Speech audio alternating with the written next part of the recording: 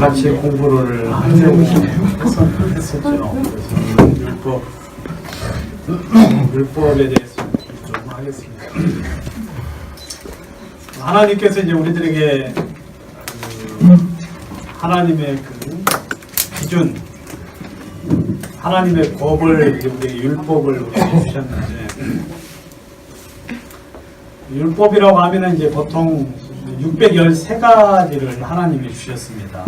613가지를 주셨는데 613가지를 이제 줄이면 10가지로 줄일 수 있거든요. 그게 이제 십계명입니다.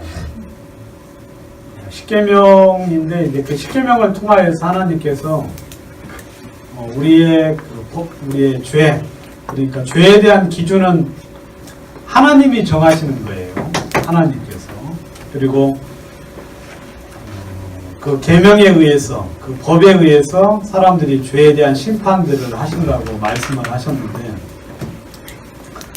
십계명은 이제 피로 세우셨어요. 성경에서 하나님이 십계명을 피로 언약을 세웠거든요. 그러니까 피 언약이라고 이야기를 합니다.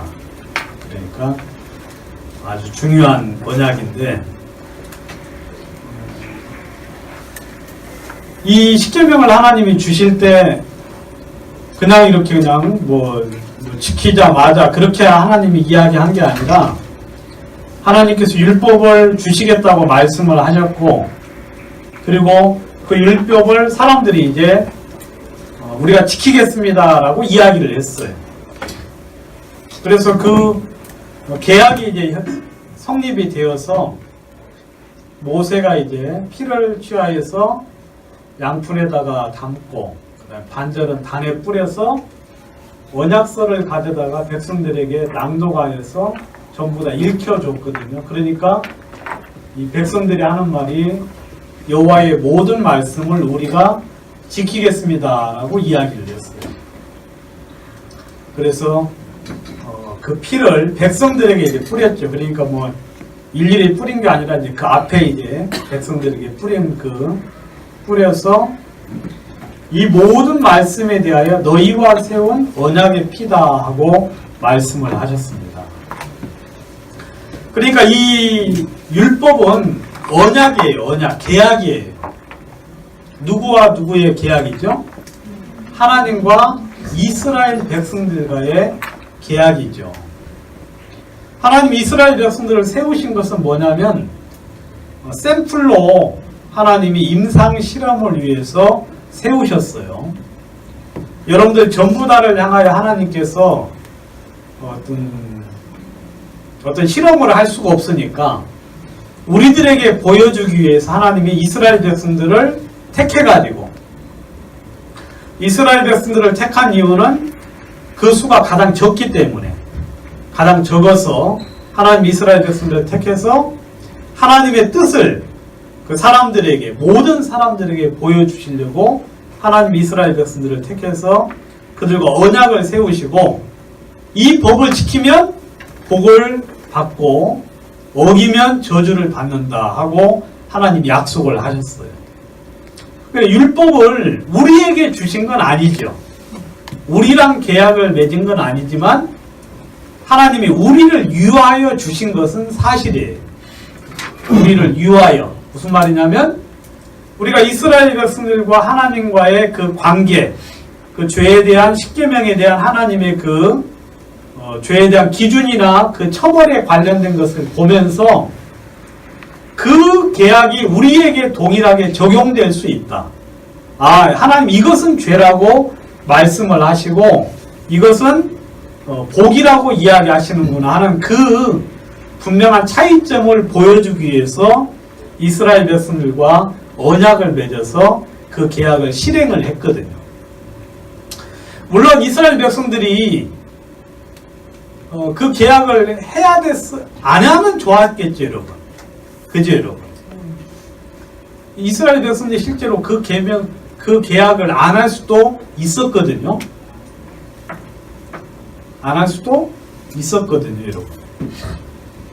그 전에 율법을 성경에는 더하여 준 것이라고 이야기를 했어요. 율법은 더하여 준 것이다. 그러면 무엇에 더해졌어요? 여러분, 그 전에, 율법 전에 하나님이 사람들에게 주신 게 뭐였죠? 하나님이 율법 전에 이 모든 사람들에게 주신 것이 바로 공짜로 주는 은혜였거든요. 여러분, 아브라함이 믿음으로 의롭게 되었죠. 그죠, 여러분? 그 전에 수많은 사람들이 하나님의 약속과 언약과 은혜를 통하여 생명을 얻었는데, 그리고 이스라엘 백성들에게도 동일하게 은혜로 생명을 얻는 길을 보여주셨거든요. 그런데 하나님이 이 은혜로만은 도무지 안 되겠다. 왜냐하면 이 사람들이 그 은혜를 은혜로 여깁니까? 못 여깁니까? 여기지 못하고 계속해서 하나님의 말씀과 하나님의 뜻을 거역을 하기 때문에 내가 하나님의 은혜를 주기 위해서는 율법이라는 것이 필요할 수밖에 없다는 사실을 주님이 느끼시고 율법을 그들에게 주신 거예요. 그러면 이 사람들이 이제 자기의 모습을 제대로 알았다면 율법을 받았겠어요? 안 받았겠어요? 여러분, 시내산에 오기 전까지 가나안에서 예굽에서 그 시내산에 오기 전까지 이스라엘 백성들이 하나님의 그 역사들을 경험하면서도 계속하여 하나님의 뜻을 거스리고 반역하고 그래서 하나님을 순종치 아니했지요. 그러면 우리가 이제 아까 말한 대로 지각을 사용을 하면 머리를 사람이 사용을 해야 돼요. 가만히 생각을 해보면 우리가 출애굽할 때 참 기뻤지. 그렇지만 홍해 앞에 서서 우리가 하나님을 또 원망했잖아. 그리고 또 하나님이 역사하셔서 우리가 참 주님을 찬양하고 기뻐했는데 또 마라의 쓴물에 도달해서 물이 없음을 인하여 우리가 다시 하나님을 원망했지. 우리는 진짜 하나님을 원망할 수밖에 없는 사람들이구나 라는 사실을 마음에 깨달았다면 율법의 그 계약 조건, 지키면 복이고 어기면 저주라는 그 계약서를 딱 받아봤을 때 어떻게 해야 되겠어요? 하나님 이건 안 되겠습니다. 저는 이렇게 해가지고는 우리는 저주밖에 받을 수가 없으니까 우리 그냥 하던 대로 하시죠. 하던 대로.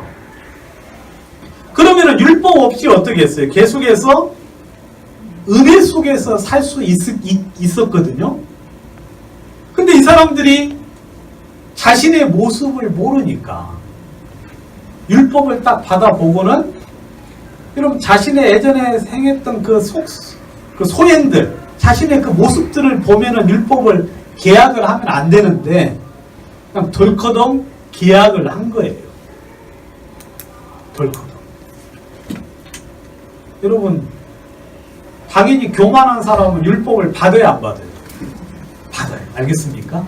뭐 할 수 있지 하면서 율법을 딱 받아서 계약을 했어요.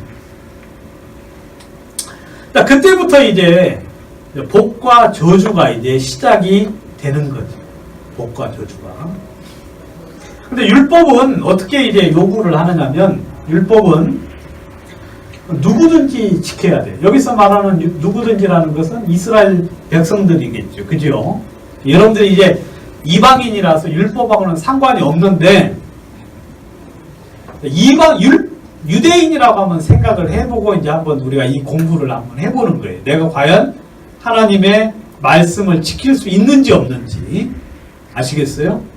만약에 여러분들이 못 지키면 저주를 받는 것이고 지키면은 생명을 얻는 것인데 한번 이제 유대인이 되었다고 생각을 하고 이 공부를 한번 하는데 율법은 누구든지 지켜야 돼요. 뭐 어린 아이들이 됐든지 어른이 됐든지 남자가 됐든지 여자가 됐든지 노인이 됐든지 젊은이가 됐든지 누구든지 지켜야 돼요. 그 다음에 율법책에 기록된 대로 온갖 일, all things, 모든 것을 그리고 어떻게 해요? 항상. 여러분 실제로 우리나라 법도 이렇게 지켜야 돼, 안 지켜야 돼? 모두 지켜야 되죠. 항상 지켜야 되죠. 제가 한 번은 법규를 살짝 어겼어요. 아니, 살짝 어긴 게 아니라 그냥 어겼죠. 살짝 어기든 세게 어기든 그냥 어긴 거니까. 근데 제가 봤거든요. 경찰관이 그 도로 밑에서 쉬고 있더라고. 이 고가 도로 있잖아요. 이렇게 고가 고도라든지 아니면 이렇게 육교 있는 데 있잖아요. 그 어둠 침침한 데 경찰이 쉬고 있길래 쉬고 있어가지고 쉬는갑다 하고 이제 제가 그 신호가 바뀌었는데 아니 좌회전을 하면 안 되는데 거긴 너무 한산하고 사람도 없어가지고 이제 좌회전을 했어요. 경찰이 옆에 이렇게 쉬고 있어가지고 네, 겁대가리 없이 제가 이제 살짝 세게도 안 하고 확 동갔다가 살짝 이제 좌회전을 스무스하게 돌았거든요. 잡더라고. 그래가지고 제가 그때 6만 원인가 5만 원인가 제가 그 돈을 냈잖아요. 저는 경찰이 쉬는데 왜 쉬고 있는 줄 알았는데 아마 이 사람 실적이 좀 눈이 멀었는가 봐. 내가 보니까 할당량을 채워야 되는데 이게 웬 떡인가 싶어가지고 눈앞에서 그냥 하면 그래서 이제 이게 항상 지켜야 되는구나. 항상. 그 다음에 요즘은 이제 카메라가 있어가지고 어때요? 항상 지켜야 되죠. 항상. 우리나라도 그런데 율법도 마찬가지죠. 그냥 항상 지켜야 되고 율법에 기록된 모든 계명을 항상 지켜야 돼요. 그죠? 이렇게 하지 않으면 저주를 받는다라고 성경에 기록이 되어 있어요. 그럼 우리는 저주를 받을 확률이 많겠어요? 복을 받을 확률이 많겠어요? 그러면 그 계명을 계약을 안 해야 됩니다. 여러분들도 이제 앞으로 계약할 때 잘 한번 생각을 해봐야 알겠어요? 내가 과연 이걸 지킬 수 있는지 없는지. 근데 율법을 일단 잘 지키면 복을 받긴 받아요? 예? 자 보세요. 선생님, 내가 무슨 선한 일을 하여야 영생을 얻으리까 그랬어요. 영생을 얻으려면 어떻게 해야 됩니까? 라고 물으니까 예수께서 가라사대 내가 생명에 들어가 영생을 얻으려면 뭘 하라? 계명들을 지키라 그랬어요. 그러니까 하나님은 계약상으로 계명을 지키면 영생을 얻는다고 말씀을 하신 거예요. 계약을 어떻게 하면 영생을 얻으려면 계명들을 지키면 된다. 그게 율법에서 말하는 그냥 단순한 이야기예요. 여러분들도 지금 영생을 얻으려면 뭘 하면 돼요? 그냥 이렇게 하면 돼요. 여기 보면 이제 이렇게 이야기하고 있죠. 자, 율법에 무엇이라 기록되었으면 내가 어떻게 읽느냐라고 하니까 내 마음을 다하여 목숨을 다하여 힘을 다하여 뜻을 다하여 주 너의 하나님을 사랑하고 또 내 이웃을 내 몸과 같이 사랑하라 하였나이다 그랬어요. 그러니까 예수님이 내 대답이 옳다 그랬죠. 율법은요 613가지를 줄이면 압축을 하면 10가지가 되는 거고 10가지를 또 줄이면은 딱 압축을 하면 2가지로 압축할 수가 있어요. 1계명부터 4계명까지는 하나님을 사랑하라 그렇게 돼 있고 그 다음에 5계명부터 10계명까지를 압축을 하면 내 이웃을 내 몸과 같이 사랑하라 그렇게 돼 있거든요. 그러니까 그렇게 하면은 영생을 얻는다고 성경에는 이야기하고 있을 거예요. 자, 그러면 이제 여러분들 과연 이 법을 지킬 수 있는지 없는지 한번 하나씩 한번 살펴보도록 하겠습니다. 첫 번째 계명, 여러분 10계명은 다 외고 계시죠? 그래도 거듭나신 분이라 가면 10계명은 기본적으로 외고 계셔야 돼요.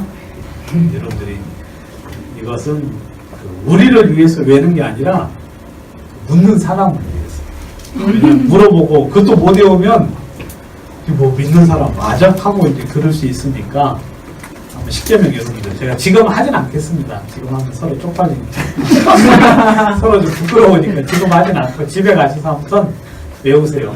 1계명 나 외에 다른 신들을 내게 있게 하지 말라. 그렇게 돼 있어요. 자, 성경에 하나님이 아닌 신은 다른 신이에요. 그러면 다른 신에게 절을 하면 하나님이 멸망시키실 것이다.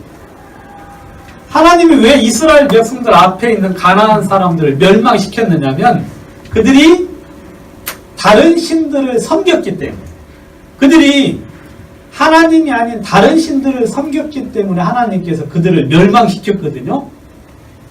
근데 하나님이 그냥 죄도 없는 사람 멸망시킨 게 아니라 이 사람들이 하나님이 아닌 다른 신들을 섬겼기 때문에 주님이 멸망시켰는데, 너희도 이런 다른 신을 쫓아서 섬기면 너희들도 멸망을 당할 것이다 라고 이야기했어요. 근데 하나님을 어떻게 섬겨야 되느냐? 다른 신을 섬기지 말되 하나님을 섬기려면 어떻게 해야 되느냐 하면 신명기 6장 4, 5절에서 이야기하기를 마음과 성품과 힘을 다하여 주 너의 하나님을 사랑해야 된다라고 이야기했어요. 하나님을 섬기기는 섬기되 어떻게 섬겨야 된다? 마음을 다해야 돼요. 그 다음에 성품을 다해야 되고, 그리고 힘을 다하여서 하나님을 사랑해야 된다. 좀 애매하긴 한데 아무튼 여러분들이 이렇게 하나님을 섬기라고 이야기를 하고 있다는 거죠.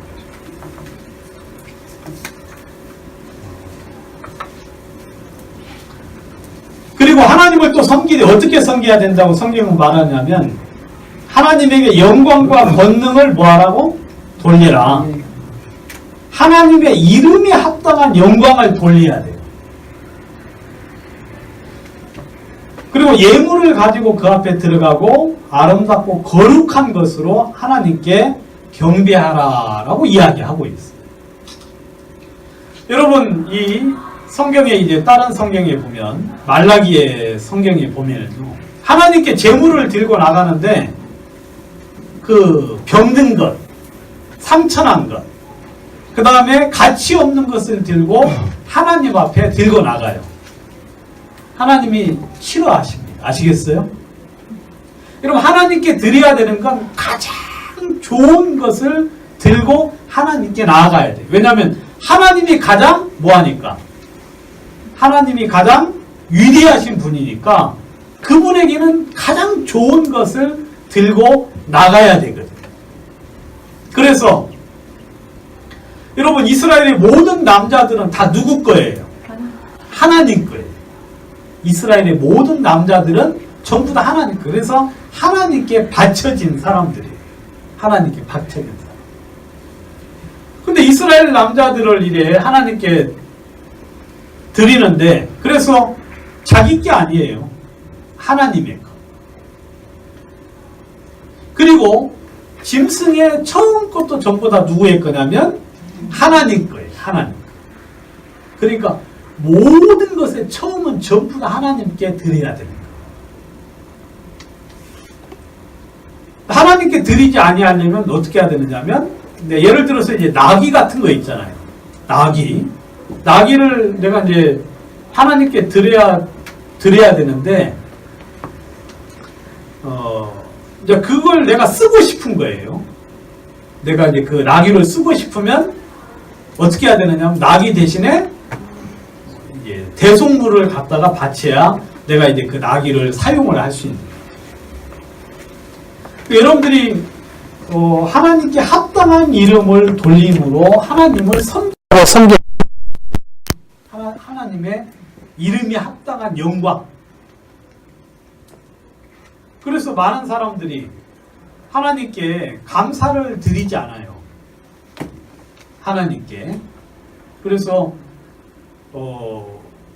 여러분들 이렇게 가정이나 여러분 개인에게 감사한 일이나 좋은 일들이 있으면 어떻게 해야 된다고 성경에 있어요? 하나님께 감사와 영광을 돌려야 된다라고 성경에는 이야기하고 있죠. 아무튼 성경에서는 나 외에 다른 신을 너에게 있게 하지 말라. 여러분들이 다른 신을 섬기는 것, 그거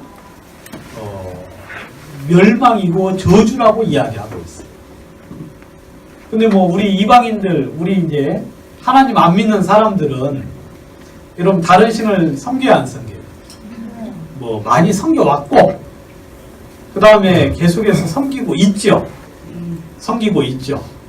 근데 그런 것들이 전부 다 하나님 할 때는 이제 멸망받을 그런 죄라고 이야기를 하고 있습니다. 두 번째 계명이 너를 위하여 새긴 우상을 만들지 말라 이렇게 이야기를 성경을 하고 있죠.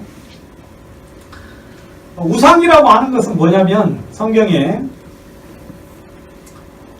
우리가 이제 하나님을 알 때 생각이 허망하여지고 마음이 미련해지면 허망해지고 마음이 미련해지면 스스로 지혜 있다고 생각을 사람들이 하죠. 그래서 하나님의 영광을 사람과 금수와 버러지 형상의 우상으로 바꾸는 일이 있습니다. 지금 사람들이 우상을 많이 섬겨 안 섬겨요? 여러분들이 그냥 사람을 이렇게 막 섬기는 거 있죠. 사람에게 이렇게 막 마음을 쏟는 거 있죠. 그죠, 여러분? 그래서 막 집에 이렇게 그 시야 준수, 막 사진 갖다가 이렇게 막 붙여놓고, 그 다음 또 누구 있죠? 예? 방탄 BST 또 갖다 놓고 이렇게 하는 사람들 있죠. 여러분, 그 전부 다 그 하나님이 진짜 싫어하는 거예요. 여러분, 사람은 다 똑같아요. 여러분, 사람은 절대 성경에서는 섬길 대상이 아니라고 이야기해요. 사람은. 근데 요즘은 하나님이 아닌 세상 것들, 그런 마귀적인 것들을 많이 섬기는데, 아무튼 하나님의 영광을 사람들이 따르죠. 아이돌이라고 해가지고 사람을 따르고, 그 다음에 뭐 영화, 저는 여러분 그거 저는 별로 막 그 같이 사진 찍자고 하는 거 있죠? 네? 그거 별로 저는 하지 마세요, 여러분. 네? 그거 하지 마요. 그 돈 되는 것도 아니고, 그거 성경에서 하나님이 좀 싫어하실 것 같아요. 몰라, 이거 내가 너무 지나친지는 모르겠는데, 아무튼 이 사람을 막 높이는 거 있잖아요. 사람을 높이고, 그 다음에 막 옛날에는 이제 목사님 하고 높이는, 그것도 결국 성경에서 우상을 섬기는 거예요. 그리고 막 사람 막 챙겨주고, 그 다음에 막 위대하게 하고, 막 그러실 필요 없어요. 그냥 이 경우에 합당하게만 하시고, 그 나머지 것은 밥도 자기가 알아서 먹도록 하고, 네? 네? 그냥 너무 이제 뭐 노약자라든지 막 그런 분들만 이렇게 챙기고 그렇게 하지, 막 무슨 꼭 뭐예요? 김일성 모시듯이 뭐 그렇게 하는 거, 그거 성경에서 절대 원하지 않아요. 우리는 전부 다 그냥 똑같은 사람이니까 우리가 섬겨야 될 대상은 누구예요? 하나님이에요, 하나님.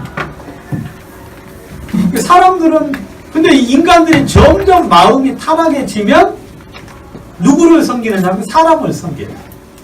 왜? 그 사람에게 권력이 있을 것 같으니까. 그 사람에게 무슨 어떤 힘이 있을 것 같으니까, 그 사람에 의해서 뭔가가 되어질 것 같으니까 자꾸 그 사람들을 쫓아가거든요. 여러분, 그럴 필요는 없어요. 아무튼 우리 모든 사람은 다 똑같은 사람이니까 여러분들이 위대하게 볼 필요도 없고, 나보다 더 멸시하거나 경시할 필요도 없어요.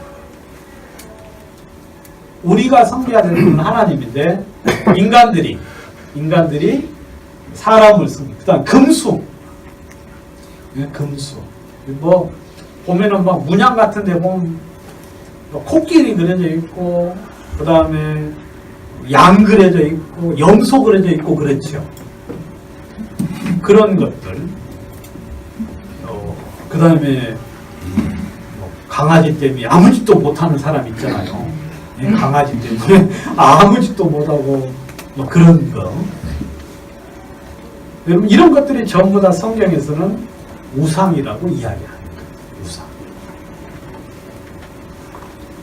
뭐 그것뿐만 아니고 또 뭐가 있느냐면 뭐 여러분들 뭐 꿈 같은 거 이렇게 막 또 그런 경우도 있죠. 꿈 때문에 옴짝달싹 못하는 경우 있어요? 오늘 꿈이 사나워. 그런 경우. 그 다음에 또 누가 또 이야기하기를 오늘은 동편을 조심하라. 동쪽을 조심하라 그러면은 동쪽에 뭐가 있나 하고 이제 막 조심하고.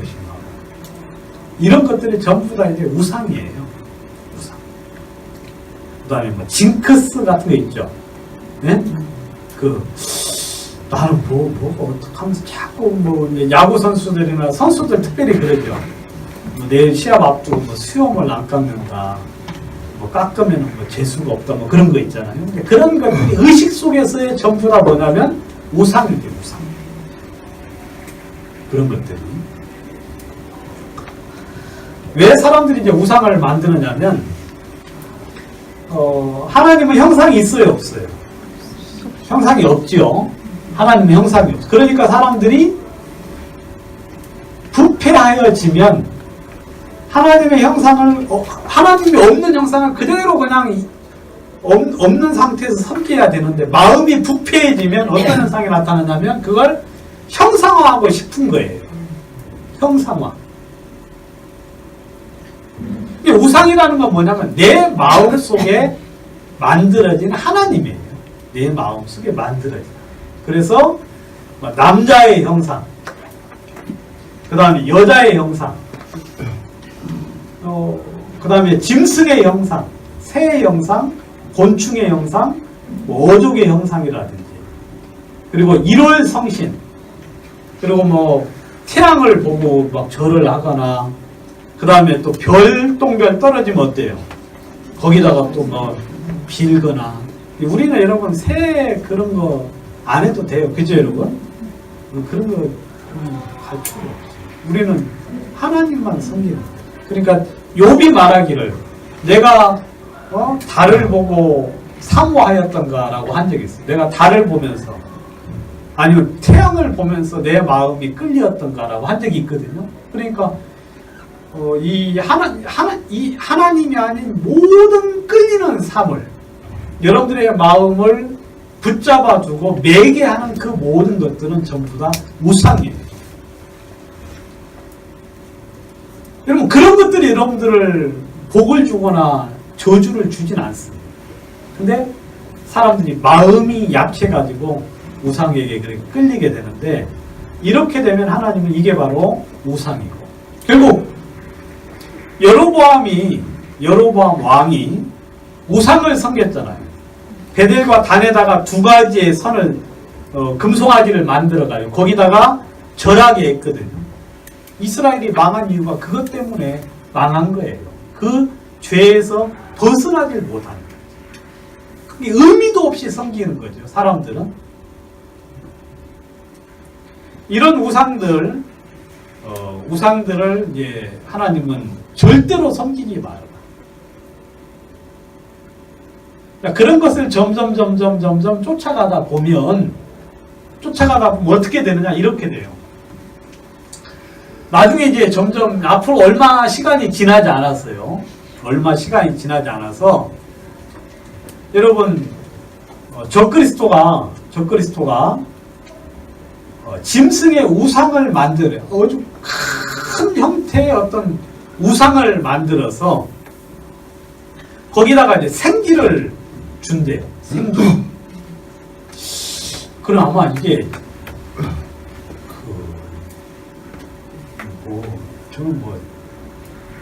아무튼 이게 우상에다가 생기를 줘서 그 짐승의 우상으로 말하게 하고, 요즘 여러분 뭐 많이 나오죠.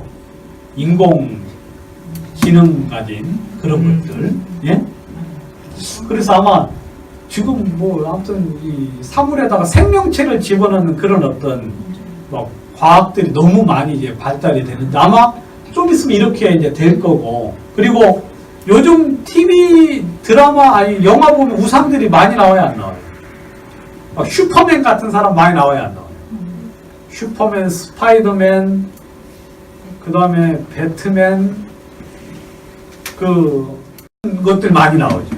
제가 보면 그런 것들이 이제 결국 우상을 등장시키기 위한 어떤 그런 사람들의 어떤 마음 속에 자꾸 그런 것들을 동경하게 만드는 어떤 그런 작업이 아닌가 싶은 생각이 드는데, 나중 되면은요, 그 짐승의 우상에게 경배하지 아니하는 자는 다 죽이게 하더라 그랬어요. 이제는 법적으로 그 우상을 경배해야만 살 수 있는 시대가 온다고 이야기하고 있어요. 우상에게. 그래서 작은 자, 큰 자, 부자, 빈궁한 자, 자유자, 종들로 그 오른손이나 이마에 표를 받게 하고, 이 표를 가진 자 외에는 매매를 못하게 하니, 그렇게 돼 있거든요. 나중 되면은 이제 우상에게 절을 할 수밖에 없도록 이 세상이 만들어져요. 그죠? 그래서 하나님이 우상을 섬기지 말라고 이야기한 것은 바로 요 부분. 물론 그전에도 이제 우상을 섬기는 게 죄인데, 요렇게 되면은 여러분 절대로 구원받을 수 있어요, 없어요? 구원받을 수가 없어요. 다시 생명을 얻을 수 있는 그런 길을 가질 수가 없는 거예요. 누구든지 짐승과 그의 우상에게 경배하고 이마에나 손에 표를 받으면 불과 유황으로 영영이 고난을 받을 것이다. 그렇게 이야기하고 있죠. 우상을 섬기는 자는 결국은 망할 수밖에 없는 사람이다. 그렇게 이야기합니다. 이런 우상 좋아하지 마세요. 지금부터 자꾸 멀리 하셔야 돼요. 왜냐하면 이런 것들이 하나님 앞에 죄구나, 이런 것들이 하나님 앞에 멸망이구나 하는 것을 느끼게 되면, 나중에 그런 마음으로 쭉 지내게 되면은 여러분 이 짐승과 그의 우상이 나타날 때 마음속에 깨달음이 오겠어요, 안 오겠어요? 하나님이 여기에 또 섬기기를 원하지 않는구나 하면서 그 믿음을 가질 수 있는 어떤 그런 길을 가질 수 있게 되는데, 아무튼 여러분들이 지금 마음을 혹하게 하는 것들, 여러분들 마음을 미혹하게 하는 것에 마음이 이렇게 끌리게 되면, 그리고 여러분들이 그런 것들에 대해서 마음속에 매이게 되면은요, 근데 그런 것들이 바로 성경에는 우상이라고 이야기하고 있어요. 그런 것. 여러분들 그런 행동을 많이 했는지는 잘 모르겠지만, 아무튼 성경에는 그렇게 우상에 대해서 멸망을 받는다고 이야기하고 있죠. 세 번째는 여호와 이름을 망령되이 일컫지 말라. 이제 그렇게 이야기하고 있는데, 여호와 이름을 망령되이 일컫지 말라. 이거 한번 뭐가 여호와 이름을 망령되이 일컫는지 한번 찾아보도록 하겠습니다. 여기 보면 이제 스노빗이라는 사람의 딸, 스노빗이라는 이제 사람의 딸이 나오는데,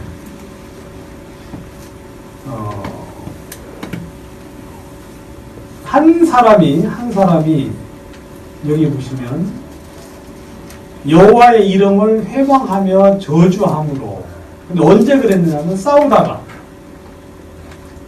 어떤 사람이 싸우다가 여호와 이름을 회방하고 저주했다. 회방하고 저주했다는 것은 욕했다는 거예요. 욕한 거예요. 하나님의 이름을 욕하고 하나님을 헛되이 불렀다 하고 이야기하는데, 근데 여러분 하나님의 이름을 욕하고 하나님에 대해서 막 욕을 한 것이 그게 진짜 큰 죄인가? 라고 이제 사람들이 생각을 한 거죠, 처음에. 그래서 성경에는 이제 죽이라고 이야기하고 있는데 모세에게 끌고 갔어요. 그래가지고 어떻게 하면 좋을까 하고 이제 명령을 기다리는데, 여호와께서 모세에게 이르시되 나를 저주한 사람을 진 밖으로 끌어내어 그 말을 들은 모든 자로 그 머리에 안수하게 하고 온 회중의 돌로 그를 쳐서 죽이라. 그렇게 이야기합니다. 여러분 성경에 보면 돌로 쳐 죽이라. 예? 그 다음에 불로 이게 성경 말대로 불살라 죽이라. 그런 말이 있어요. 그리고 반드시 죽일지라는 말이 있어요. 반드시 죽일지. 이런 표현이 들어갔으면 그 죄는 너무 심각한 죄예요. 여기 보면 온 회중이 뭐하라 그랬어요? 돌로 쳐 죽이라. 온 회중. 여러분 여호와의 이름을 함부로 망령되이 일컫는 사람, 여러분 하나님이 이렇게 큰 죄라는 거예요. 요즘은 뭐 그런 사람 한두 명이 아니죠, 여러분. 입에서 그냥 하나님 욕하는 이야기를 너무 쉽게 하고, 특별히 여러분들이 영화 같은데 이렇게 보면은 영화에서 막 하나님 욕을, 미국 영화, 외국 영화도 보면 하나님 욕을 그냥 농담 삼아서 이야기하는 그런 것들 많이 있거든요. 그럼 그럴 때마다 여러분들은 거기에 대해서 여러분들은 분명히 의사표현을 해야 돼요. 근데 그냥 뭐 그런갑다 하고 그냥 이렇게 아무렇지도 않게 받아들인다는 것 자체가 바로 여러분들이 그 죄에 동참하고 있다. 그렇게 성경은 이야기하고 있어요. 에디슨 같은 사람, 와, 저 에디슨 참 훌륭하고 참 대단한 사람이다 하고 막 여러분들이 어제까지는 좋아했는데 오늘 가만히 들어보니까 좋아요, 안 좋아요? 좋아요. 와, 저 사람, 와, 저렇게 무시하네? 저렇게 어리석은 사람이구나. 그런 태도를 취해야 하는 것이 바람직한데, 근데 그렇게 했음에도 불구하고 계속해서 좋고 호감을 가지고, 아, 대단하다고 하면은 그런 죄에 동조하는 거죠. 성경에서 보세요. 그 말을 들은 자는 그 머리에 뭐하게 해요? 안수하. 그러니까 이 사람이 하나님을 저주한, 하나님을 회방한 소리를 들은 사람들은 분명히 안수를 해야 돼요. 아, 나는 죄가 없다. 나는 이 사람 이야기를 들었지만 이 죄는 누가 당해라? 바로 네가 당해야 된다 하면서 안수를 해서 증거를 삼는 거예요. 그리고 온 회중이 그 사람을 향하여 뭘 해야 돼요? 돌을 치라고 이야기하고 있죠. 그죠, 여러분? 여러분들이 그런 이야기 듣고도 아무런 감정이 없거나 아무렇지도 않은 경우, 그거 여러분 문제 있는 거예요. 여러분 성경에서는 그런 사람 죽이라. 자기 하나님을 저주하면 죄를 당할 것이요 여호와 이름을 회방하면 반드시 죽일지니 회중이 돌로 칠 것이요 외국인이든지 본토인이든지 여호와 이름을 회방하면 반드시 죽이라. 여러분들이 그냥 입을 열어서 간단하게 하나님을 그냥 비웃거나 욕하거나 저주하는 것, 이거 인간이 하나님께 해서는 안 될 큰 죄야. 여러분들이 좀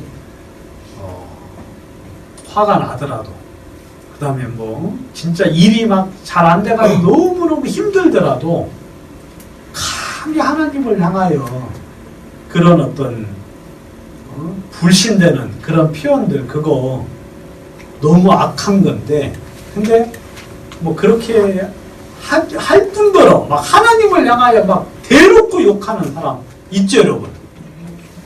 그 사람들은 그냥 이 구약 같은 시대면은 당장에 죽어요, 당장에.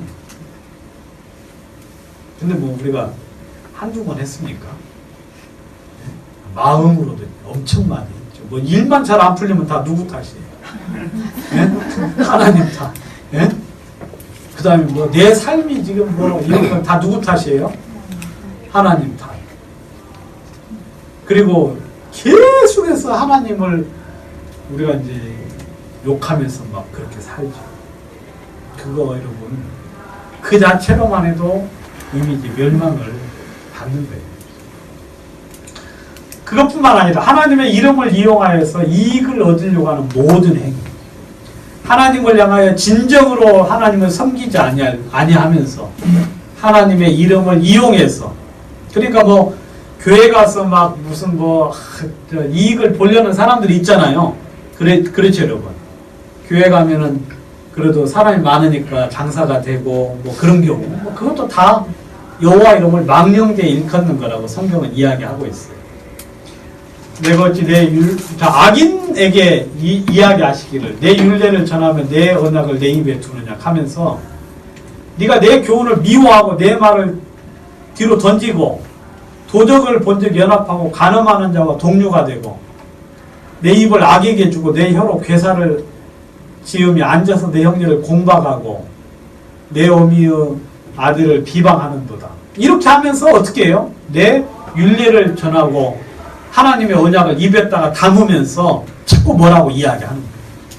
바로 이게 바로 여호와 이름을 망령되이 일컫는 것이다. 그렇게 이야기하고 있어요. 여러분, 이런 때는 입을 다물어야 돼요. 조용히 입을 다물고 주님 저를 불쌍히 여겨주십시오. 그렇게 이야기해야 되는데 그러지 않죠. 그 다음에 맹세하는 것도 여호와 이름을 망령되이 일컫는 거라고 성경이 이야기해요. 내 이름으로 거짓 맹세하면서 함으로 내 이름을 욕되게 하지 말라 그랬어요. 그러니까 여러분들이 거짓 맹세, 내가 뭐 하면 뭐 하겠다 하는 경우 있죠. 여호와 이름을 들먹이면서. 그렇죠. 하지도 못하면서 여호와 이름을 들먹이면서 그렇게 하는 거. 그거 성경에는 여호와 이름을 욕되게 하는 거라고 했어요. 맹세하지 마요, 여러분. 알겠어요? 여러분들은 맹세할 분들이 아니에요. 내가 여기 내일 꼭 옵니다. 그러지 마세요, 그냥. 내일 갈 수도 있고 못 갈 수도 있고. 예? 성경에 도무지 뭐하지 말지니 맹세하지. 여러분들은 맹세해가지고 지킬 만한 사람이 못 돼요. 아시겠습니까? 그러니까 우리는 내일 만납시다 그렇게 하긴 하지만 속에는 무슨 조건이 있잖아요. 그죠 여러분? 주님이 내일까지 살게 하시면, 주님이 살게 하시면, 우리는 이제 그걸 항상 조건을 이제 마음속에만 가지고 이야기하는 거죠. 성경에는 도무지 맹세하지 말지니, 그냥 여러분들이 간단하게 이야기해요. 옳다 아니라. 맞는 건 맞는 거고 아닌 건 아닌 거라고 그냥 간단하게 이야기해요. 거기다가 목숨 걸지 마시고. 아시겠습니까? 내가 막 이건 내가 분명히 오락하면서 막 내 손모가지를 건다하고 하는 사람들 있죠. 이러면 그러지 마시라 이거예요. 그냥 남들이 그렇게 안 알아줘도 아니라고, 나는 그런 게 아니라고 하고 그냥 간단하게 끝나고 그냥 그래야 되는데, 내가 하나님께 맹세한다 하면서 나는 절대로 의롭고 경건하고 나는 그런 일 안 했다고 한 그런 것들, 그거 아니. 그 전부 다 뭐예요? 이에서 지나는 것은 악으로 쫓아나요. 여러분, 억울한 일 당하도 그냥 이렇게 넘기세요. 아시겠습니까? 예? 여기 억울한 거 도무지 못 찾는 사람 있죠. 누가 자기 뭐 아닌 거 했다고 하고 그러면은 막 열뻗쳐가지고 잠을 못 주무시고, 그 다음에 막 밤 3시에 전화해가지고 막 그러는. 그러지 마요. 그냥 저 안 했습니다. 그리고 그 나머지는 다 누구에게 맡겨요? 하나님께 맡기고. 주님이 결국 알아서 전부 다 하시 안 하셔요. 저도 이거 깨닫기 전까지는 온 세상 만사 전부 다 간섭하고 다녔죠. 그래서 키가 안 큰 것 같아요. 근데 이제는 그러지 않아요. 왜냐하면 결국 주님이 전부 다 어떻게 하실 거니까, 공의롭게 하실 거니까. 그래 안 그래요? 주님이 공의롭게 하실 거니까 이제는 그냥 넘어가죠. 아까 똑같은 이야기 야고보서에도 이야기하고, 여기서는 마태복음 예수님께서도 직접 말씀을 하시고, 야고보서에서 야고보가 이야기했고. 자, 네 번째 계명, 안식일을 기억하고 거룩히 지키라 그랬어요. 안식일을 기억하고 거룩히 지키라. 여러분, 유대인들이 이방인들과 외형적으로 차이나는 가장 큰 것 중에 하나가 안식일이에요. 안식일. 안식일은 왜 안식일에 안식을 해야 되느냐? 일곱째 날에 누가 쉬셨기 때문에? 하나님이 쉬셨어요. 그리고 하나님이 그 일곱째 날을 복주고 거룩하게 하셨어요. 그래서 우리 보고 안식일 날 쉬라는 거예요. 내가 쉬니까 너도 뭐하라? 쉬라 그러는 거예요. 내가 쉬니까 너도 쉬라. 주님 일하시면 우리도 뭐 해야 돼요? 일해야 되죠. 근데 주님이 그 일곱째 날 쉬셨어요. 그래서 우리 보고 쉬시라고 이야기하는 거죠. 여러분 달력에 보면 월, 화, 수, 목, 금, 토, 일로 되어 있습니까? 일, 월, 화, 수, 목, 금, 토라고 되어 있습니다. 일, 월, 화, 수, 목, 금, 토이죠. 그러니까 한 주의 시작은 어디부터 시작이에요? 일요일부터 시작하는 거예요. 그러니까 한 주의 시작은 뭐냐면 쉬는 것부터 하는 거예요. 안식. 그 다음에 하루의 시작은 언제부터예요? 하루의 시작은 몇 시부터? 우리는 이제 밤 0시부터 하잖아요. 근데 실제적인 일은 언제부터 하죠? 이제 한 6시, 7시, 8시 그때 하잖아요. 근데 이스라엘은 언제부터가 하루의 시작이냐면 해 지면 하루가 시작하는 거예요. 그러니까 해 지면 하루가 시간이 하루의 시작이 뭘로 되는 거예요? 쉬는 걸로 되는 거예요. 쉬는 거. 그래서 하나님은 절대 우리 구원받은 사람들이 얼굴에 땀 흘려가면서, 땀이라는 건 이 육체적인 땀을 말하는 게 아니에요. 알겠습니까? 땀 흘리지 말라고 하니까 오해한 분들은 일을 어떻게 하지? 하고 그러는데 그게 아니라 마음의 쉼을 이야기하는 거예요. 마음의 쉼. 주님을 믿는 믿음으로. 일곱째 날 주님이 안식하셨어요. 그래서 우리 보고 이야기해요. 너희는 나의 안식일을 지키라. 여러분 이 안식일은 누구의 안식일이에요? 나의 안식일이에요. 알겠어요? 우리 게 아니라 주님이 쉬었으니까 우리 보고 쉬라는 거예요. 이것은 대대의 표징이에요. 대대의 표정. 너와 나 사이에 모든 사람들이 볼 때 저 사람은 하나님을 믿는 사람이구라는 표가 바로 뭐냐면 안식이에요. 아시겠습니까? 똑같이 일을 하는데 우리 구원받은 사람은 마음에 쉼이 있어요. 그래서 마음에 여유로움을 가지고 하잖아요. 막 긴장하거나 막 조급하지 않고. 그죠 여러분? 면접을 봤어요. 근데 시험 서류 접수해서 면접을 봤는데 이런 면접 가면 놀랄 일이 많지 여러분. 면접 가면 저도 면접 가본 적 있는데 진짜 유능한 사람도 많아요. 미국 갔다 온 사람도 있고요. 예? 제가 면접 보러 갔을 때 미국 갔다 온 사람이 있어. 그 다음에 또 막 등치도 좋은 사람, 그 다음에 경력도 좋은 사람도 많고, 인물 좋은 사람도 있고. 그런 사람 있으면 겁나요, 안 나요? 겁나죠. 근데 구원받은 사람은 안식하는 거예요. 그죠, 여러분? 그냥 편안하게 주님의 뜻이 있으면 붙는 거고, 주님이 또 합당치 아니하시면 떨어뜨리는 거니까. 그러니까 면접 볼 때는 편하게 보는 거예요. 그게 우리 이제 구원받은 사람들이 하는 일이거든요. 그럼 사람들이 볼 때 너 안 떨려? 떨리긴 하지. 긴장 안 돼? 긴장은 되지. 근데 왜 안 떨어? 우리에게는 누가 계십니까? 하나님이 계십니까? 그럼 이스라엘에는 하나님이 계셔야 안 계셔요? 하나님이 계시니까 이스라엘 보고 안식하라는 거예요. 그래 안 그래요? 그럼 안식을 못하면 그 사람은 하나님을 믿는 게 아니에요. 그래서 하나님이 쉬실 때 일하는 거 그거 죄입니다. 아시겠어요? 하나님이 일할 때 쉬는 거 그거 죄예요. 여러분 추수 때는 열심히 추수를 해야 돼, 안 해야 돼요? 여러분 추수 때 놀고 먹는 자식은 부모의 뭐예요? 아주 걱정거리예요. 걱정. 그거 어떻게 진짜 큰일이에요. 여러분 안식일은 쉬어야 돼요. 그래서 주님은 6일 동안 힘써 일하라 그랬어요. 그리고 7일은 여호와의 안식일인지 어떻게 알아?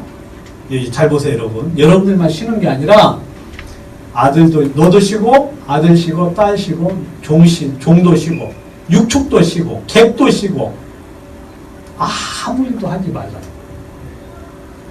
아까까지는 좋았는데 이제는 좋아요 안 좋아요? 주님이 아까 나보고 쉬랄 때는 좋았는데 너만 쉬는 게 아니라 너랑 같이 일하는 그 네 종도 쉬어야 돼. 육축도 쉬어야 되고. 그러면 손해가 이만저만이 아니죠. 그래야 안 그래요? 근데 주님은 이렇게 이야기해요. 이렇게 해요. 이게 안식이에요. 나만 쉬는 게 아니라 다 쉬어요. 여러분 안식을 제대로 지킬 수 있겠어요? 없겠어요? 여러분 못 지켜요.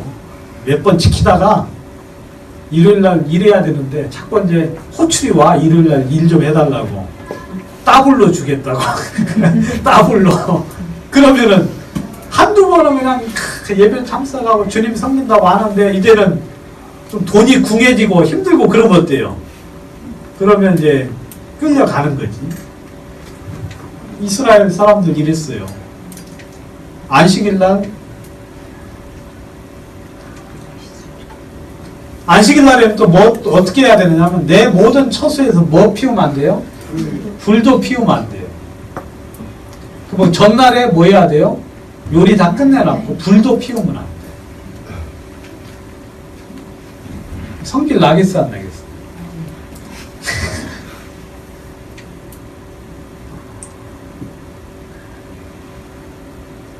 왜 안식일날 쉬어야 되느냐면 너희가 애굽에서 종이 되었을 때를 생각을 해서 안식일을 쉬어야 된다라고 이야기했어요. 여기 이제 안식일날 나무하는 사람을 봤어요. 이것도 이제 첫 번째 안식일을 범했을 때예요. 안식일에 어떤 사람이 나무하는 걸 봤어요. 어떻게 할 줄을 몰랐어요. 그래가지고 또 데려왔어요. 어떻게 처치하는지. 지시하심을 받지 못함으로 가두었는데 여호와께서는 그 사람을 뭐해라? 반드시 죽일지니 온 회중이 진박해서 돌로 쳐서 죽여. 여러분 안식일 어기는 것 이게 진짜 돌로 쳐서 죽일 만큼 큰 죄예요. 여러분들이 하나님을 믿지 못하고 쉬지 못하는 거 이거 그냥 작은 죄가 아니에요. 아시겠습니까? 예? 작은 죄가 아니라 엄청난 이런 죄 중에도 엄청나게 큰 죄예요. 그래서 돌로 쳐주겠다고 이야기하고 있어요.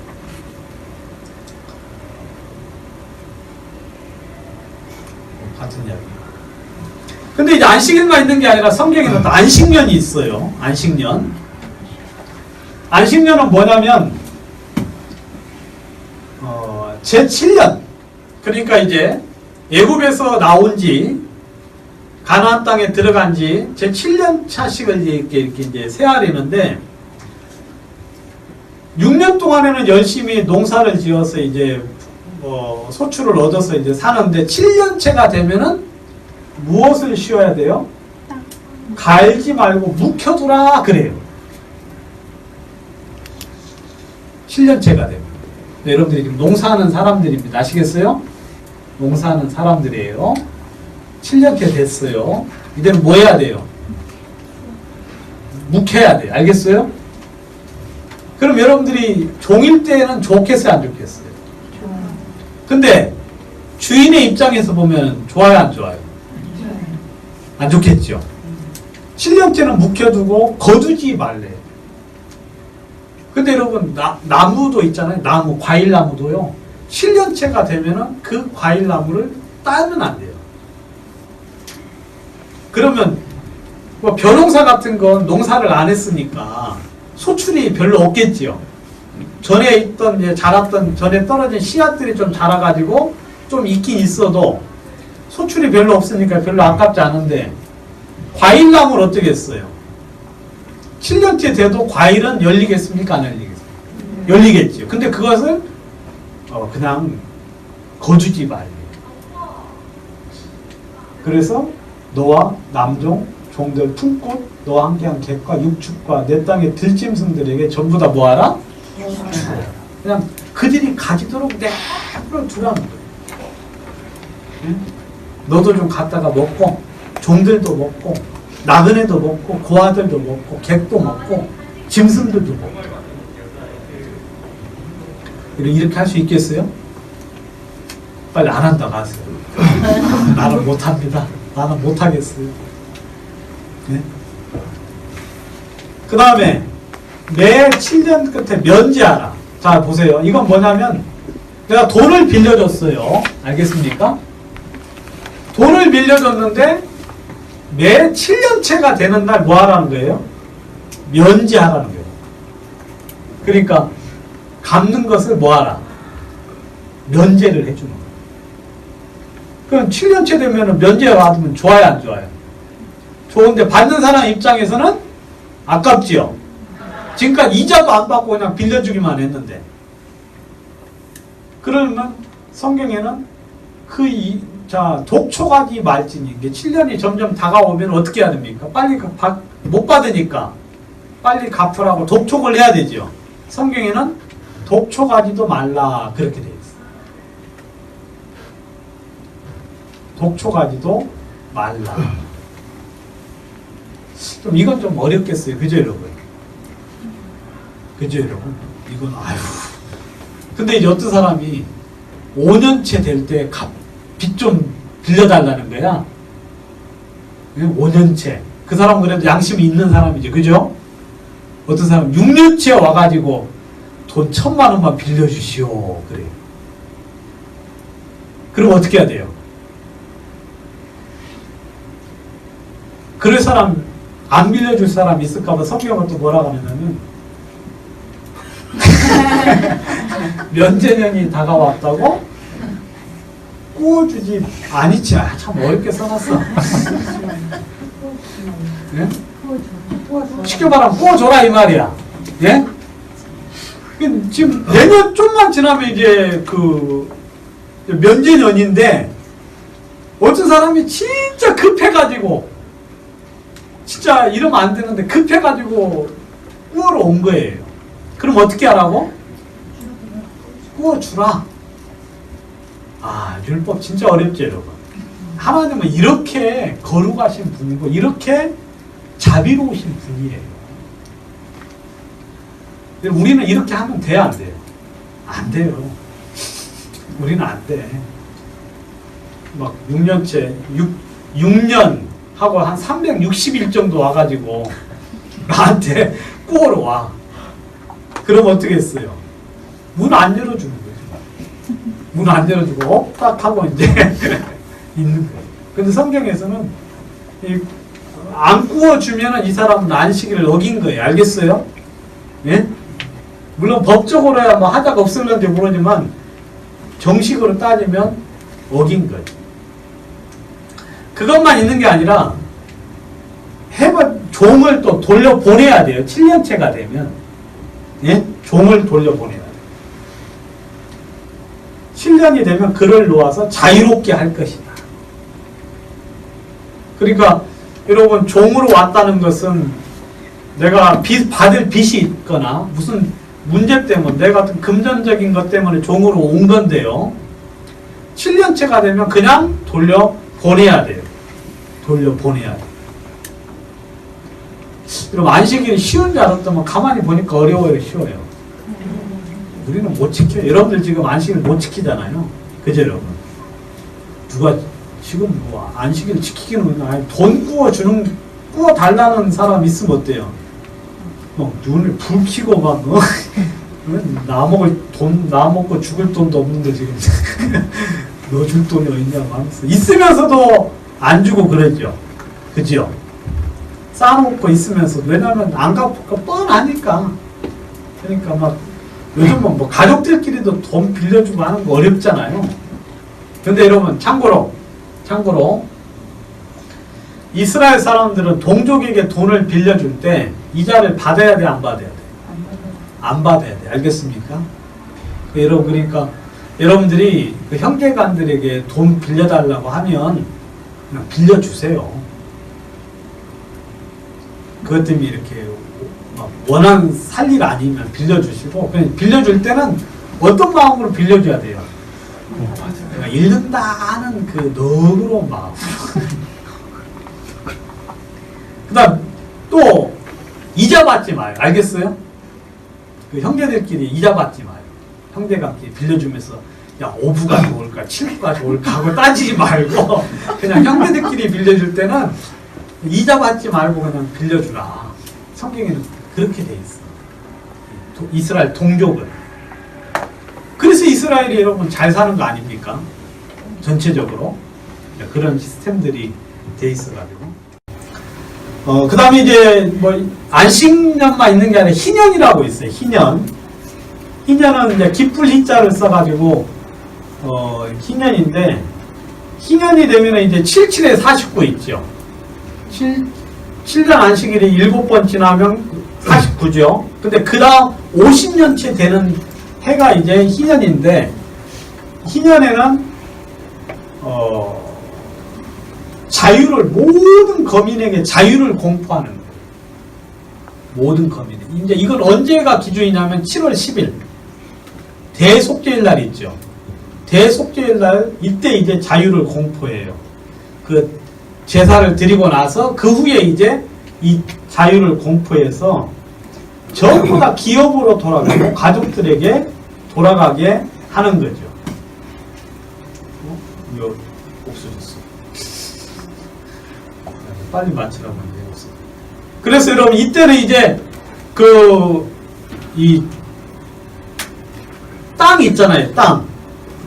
내가 누구한테 산 땅도 희년이 되면 전부 다 원래 상태로 다 돌아가요. 원래 상태로.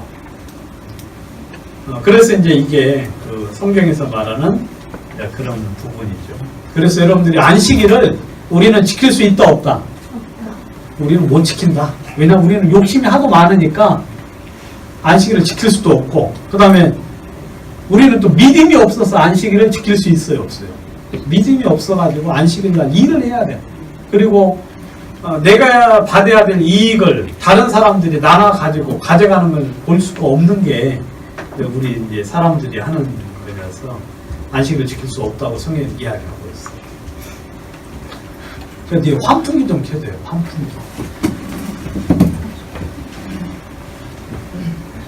자, 이제 5계명부터 여러분들이 이제 2계명부터는 약간 현실적인 거라서 좀 잘 이해를 하실 수 있어요. 내 부모를 공경하라. 치는 자는 반드시 죽이라. 내 부모를 치는 자. 여기서는 그냥 단순히 hit을 이야기하는 거예요. 그냥 이렇게 치는 거. 알겠습니까? 치는 자는 죽는다. 손을 들어서 치는 것. 그 자체로만 해도 뭐 한다? 죽는다. 아시겠어요? 그 다음에 저주하는 자는 반드시 죽일지니. 저주하는 자. 부모님 욕하고 그 다음에 대들고 막 그런 사람 반드시 죽이라. 요즘은 진짜 뭐 너무 이 죄가 많아가지고 여러분 부모님 막 친구처럼 뭐 지내는 것도 좋기도 좋은데 그래도 일정한 선이 있어야 돼. 일정한 선. 여러분들 그래서 부모님은 성경에는 하나님의 어떤 그 권위와 같은 권위로서 인정을 해요.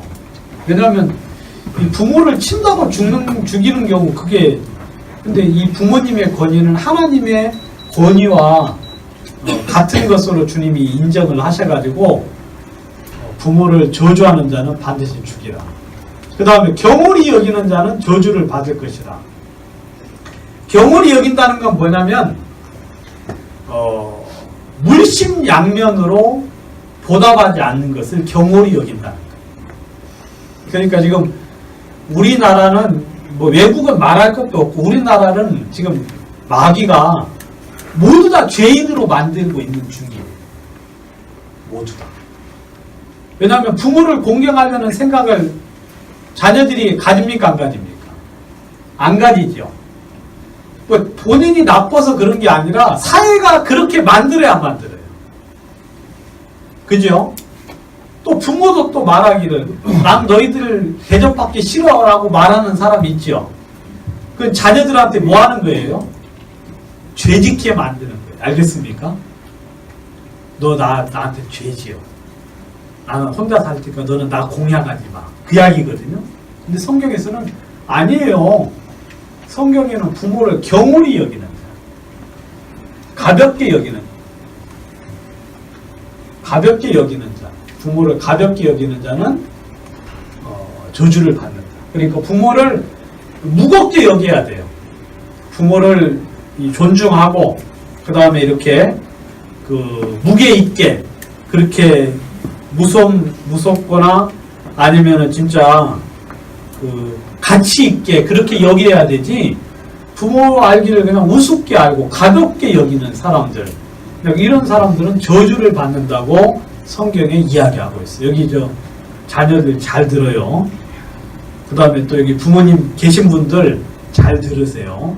알겠습니까? 여러분 절대 그러시면 안 돼요. 부모 가볍게 여기면 안 되고, 마음에서 여러분들이 하나님, 어느 경우는 진짜 부모님이 좀 가벼운 분이 있지. 예? 어느 경우는 너무 그렇지만 그 상대방이 그 부모님이 가벼워서 그렇게 여기는 게 아니라 하나님의 권위를 주셨기 때문에 마음에서 우리는 섬기는 거예요. 마음에서. 여러분 이건 제가 꼭 좀 이야기하고 이 이야기는 어디 가서든 제가 계속 하고 싶어요. 특별히 누가 저를 학교에 좀 불러주면 이 강의 좀 꼭 하고 싶은데, 아무튼 부모를 가볍게 여기는 자는 저주를 받아요. 알겠습니까? 여러분 무섭게 여기시면 안 돼요. 가볍게 여기면 안 되고 진짜 말이나 행동에 있어서 태도에 있어서 존중하고 그리고 이렇게 섬기고 그런 마음으로 여러분들이 여겨야 되죠.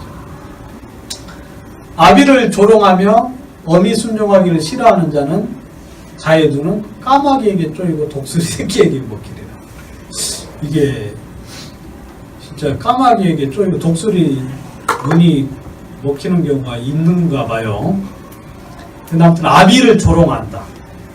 우습게 여기서 조롱하고 희롱한다.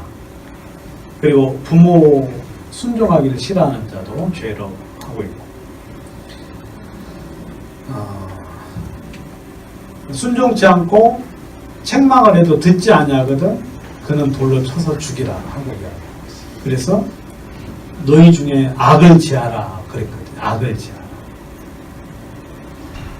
지금 우리나라는 너무 지금 너무 큰 죄악 속에 그렇게 들어가 있는. 아무튼 여러분들이라도 아시겠습니까?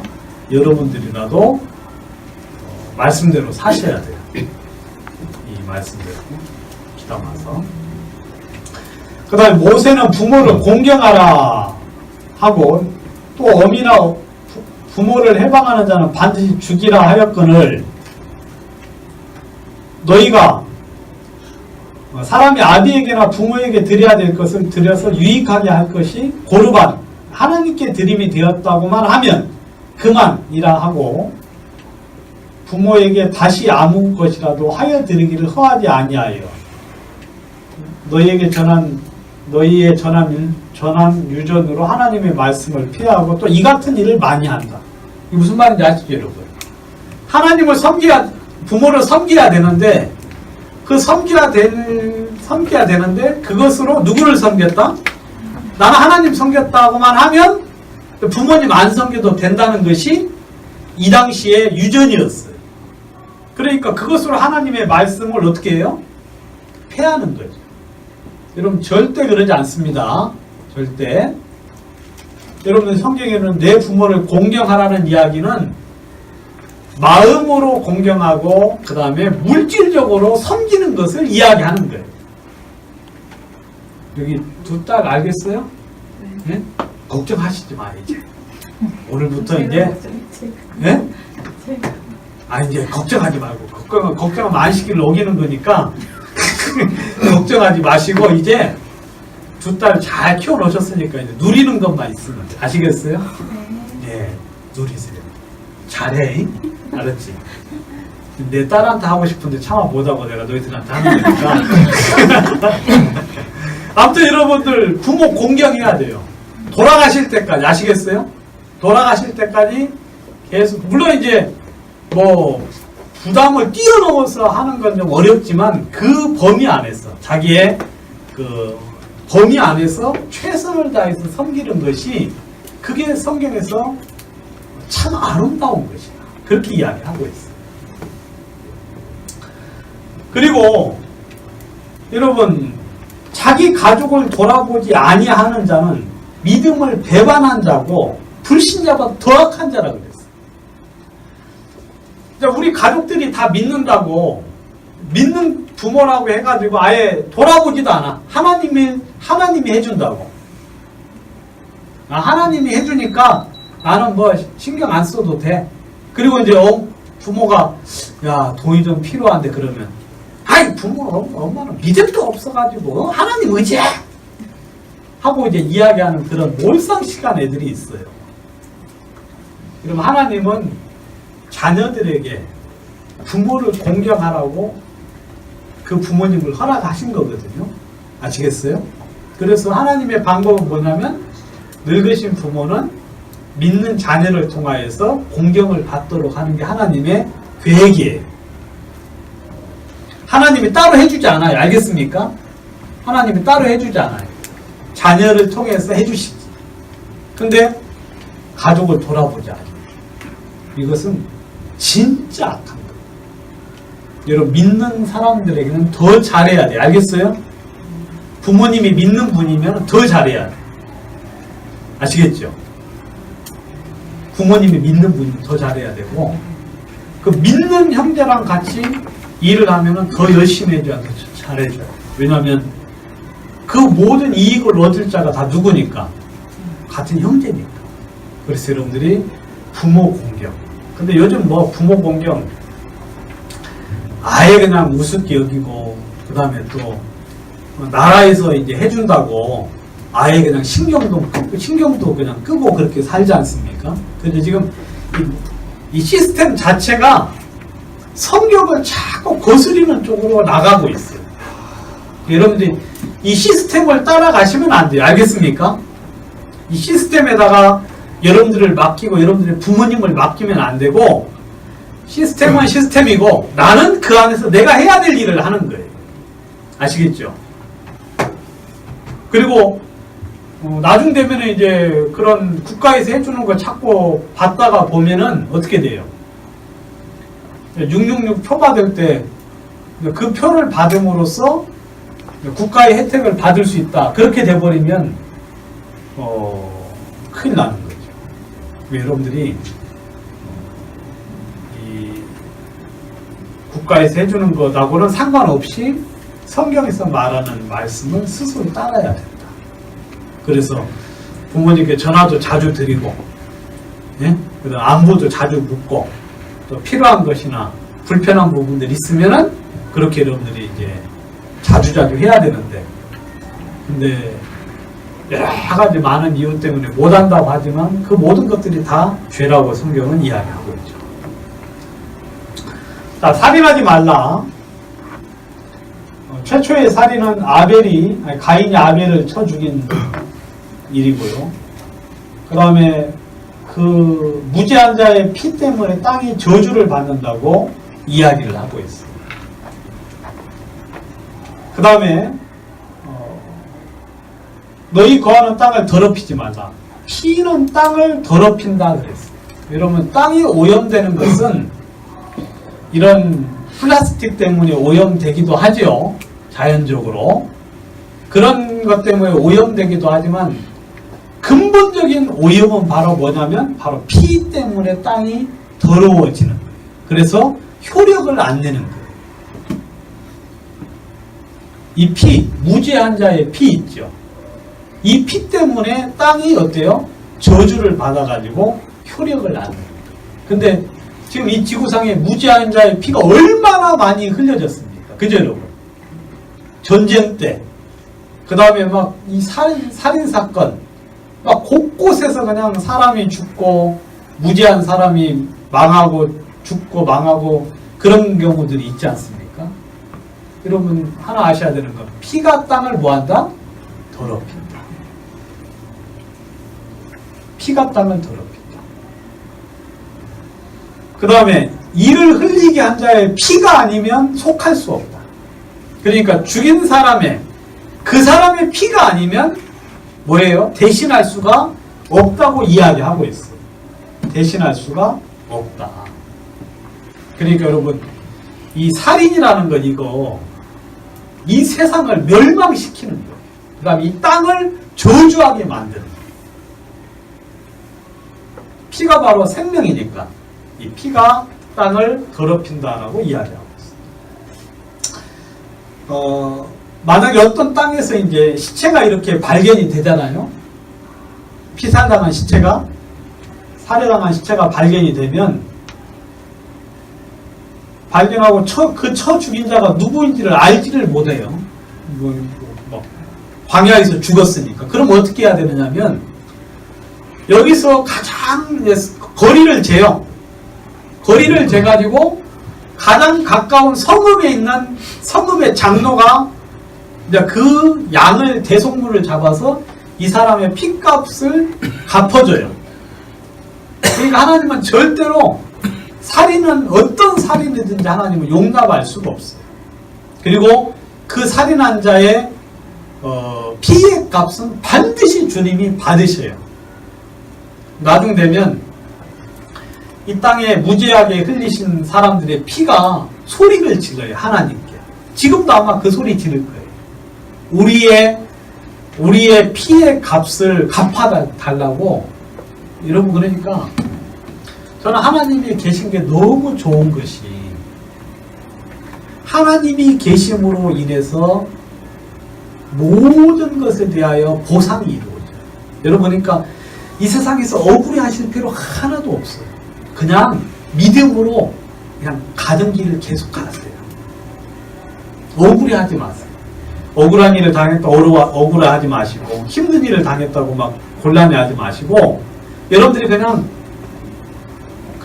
갈 길을 가시면 그 나머지 모든 보상은 누가 하십니까?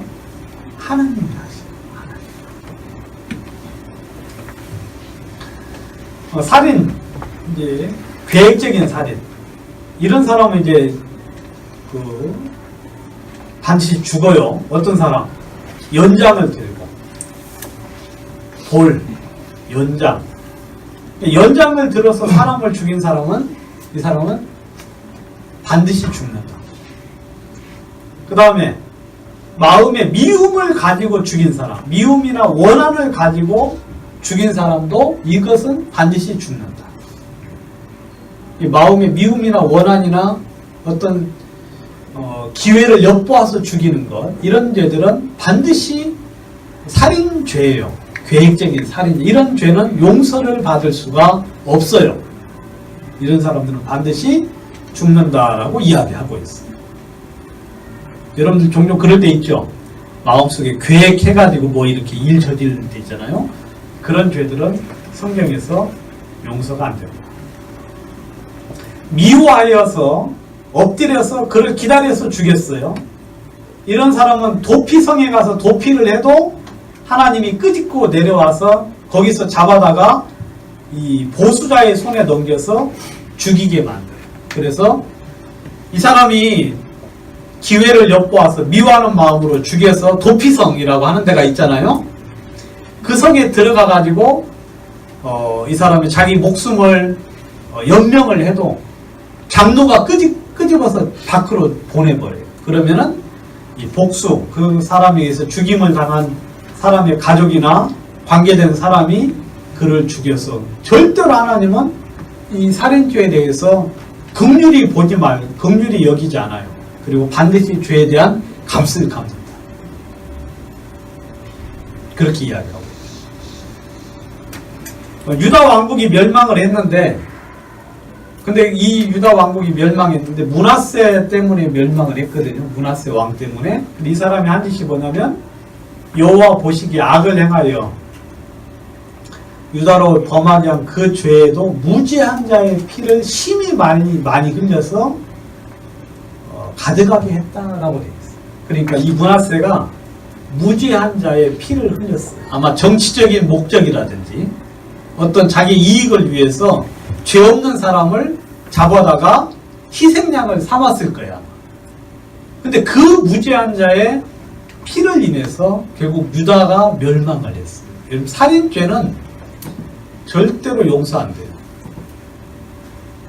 물론 뭐 안식일도 마찬가지, 다 마찬가지지만 아무튼 인간이 도덕적으로 지을 수 있는 가장 큰 죄는 바로 부모를 공경하는 것과 살인죄라고 이야기하고 있어요. 유다가 이렇게 멸망한 것은 므낫세의 무죄한 자의 피를 흘려서 무죄한 자의 피에 대한 값 때문에 멸망을 한 것이다. 미움은 살인이에요. 결국 여러분들 마음에 미워하는 건 그 결국 살인이고, 미워하는 자는 살인하는 자다, 그렇게 이제 이야기하고 있죠.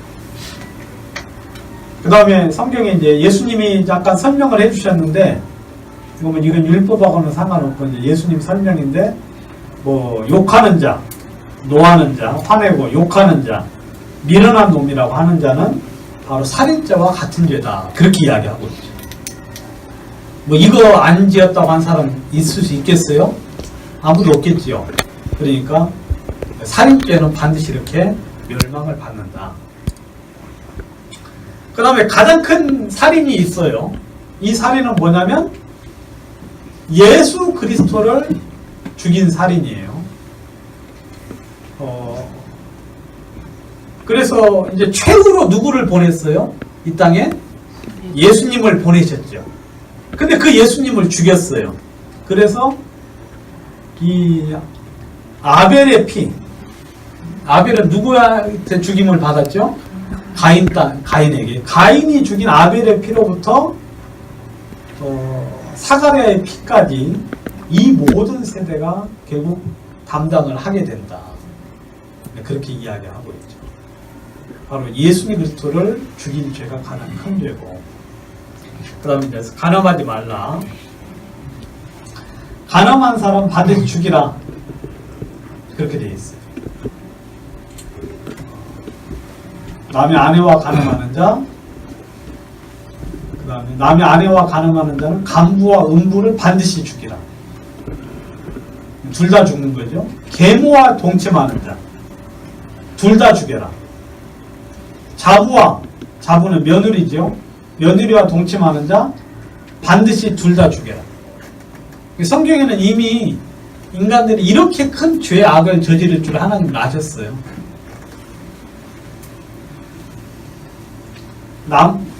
남자가 남자로 같이 합하면은 이제 동성애죠. 동성애 성경에서는 반드시 둘 다 죽여라, 그렇게 되어 있어요. 그러니까 동성애는 그 뭐 선천적인 뭐가 아니라, 병이 아니라 이건 죄예요. 아시겠습니까? 이것은 죄예요. 성경에서는 가증한 거예요. 가증한 거. 그 다음에 짐승과 교합하는 자 반드시 죽이고. 근데 뭣도 죽여요? 짐승도 죽이고. 유부녀와 통관하는 걸 보거든 남자와 여자를 둘 다 죽여서 아버지. 그러니까 결혼한 사람하고 간음을 하면은 이건 뭐 죽여요. 성경에서. 이건 나중에 이야기하시고. 그 다음에 약혼한 처녀를 간음했을 경우, 성내에서, 그러니 만약에 이제 한 사람, 약혼한 처녀예요. 약혼을 했어요. 약혼을 했는데, 성내에서 간음을 하면 둘 다 죽여요. 성 안에서 했으면 둘 다 죽이고. 왜냐면, 여자가 소리를 질렀을 수도 있잖아요. 지르면서 소리를 질렀을 수 있는데 그걸 안 했기 때문에 죽는 거고. 그 다음에 그 남자는 이웃의 아내를 욕보였기 때문에 죽는 거고. 처녀는 간음했기 때문에 죽고, 남자는 이웃의 아내를 욕보였기 때문에 죽고. 성 밖이나 들에서 했을 경우에는 처녀에게는 아무 일도 행치 말라, 그렇게 되어 있어요. 아무 일도 행치 말라. 처녀가 남자와 통관했을 경우,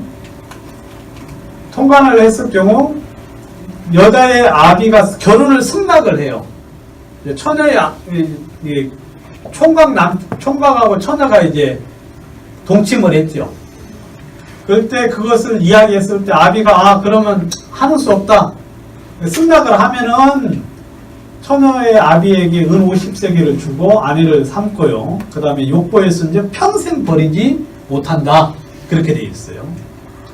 그 다음에 결혼을 반대하면 처녀에게 돈을 내요. 처녀에게 돈. 그러니까 이것은 그 인간이기 때문에 처녀 총각은 어때요? 그 자체가 죄는 죄인데 충분히 가능성이 있다. 예? 가능성이 있다. 왜냐하면 인간의 근본적인 어떤 욕망이기 때문에 그렇지만 죄는 죄인데 이렇게 이제 해결을 하는 거죠. 그렇지만 유부남과 했을 경우에는 이것은 간음으로서 반드시 죽는다 하고 이야기하고 있죠. 이혼. 그러니까 간음의 또 다른 이제 부분은 이혼인데, 여러분 율법에서는 이혼 증서를 줘서 그 내보내라고 되어 있어요. 율법에서는. 그죠, 여러분? 율법에서도 이혼 증서를 줘서 내보내라 그랬는데, 예수님은 뭐라고 하시느냐면, 아내를 버리거든 이혼 증서를 줄 것이라 하였으나, 예? 율법에는 이렇게 돼 있죠. 왜 이렇게 주님이 용납하셨느냐면 너희들이 악하기 때문에 그랬다 그랬어요. 만약에 도무지 이게 살 수가 없는데 이혼 계속 살으라 그러면 결국 어떻게 하겠어요? 예? 어떤 수를 썼으라도 그 무슨 뭐 괴롭히고 막 악행을 저질렀을 거예요. 그죠, 여러분? 그러니까 인간의 악함을 인해서 이혼 증서를 주라고 했는데, 나는 너에게 이르노니 누구든지 음행한 연고 없이 아내를 버리면 이는 저로 간음하게 하며 그랬어요. 그러니까 음행한 일 없이 이혼을 성경은 허락해 안 해요. 절대 허락지 않습니다. 예? 절대 허락지 않아요. 그러니까 양쪽 중에 한 명이 간음을 했을 경우, 간음을 하면 그 사람은 죽겠어요, 안 죽겠어요? 죽겠지요. 그러면 당연히 그냥 이혼이 되는 거죠. 그래서 음행한 연고 없이 아내를 버리면 이는 저로 간음하게 하며 또 누구든지 버린 여자에게 장가드는 것도 간음합니다. 그랬어요. 그러면 여러분 우리나라 전 세계 어떻게 했어요? 막 엄청난 이 간음이 지금 이루어지고 있는 거예요. 여러분 성경에는 이렇게 이야기하고 있으니까 여러분들 절대로 이것은 율법이기도 하지만 율법 이전에 하나님께서 말씀하신 거니까 여러분들이 귀담아 꼭 지키셔야 돼요. 같은 내용이고,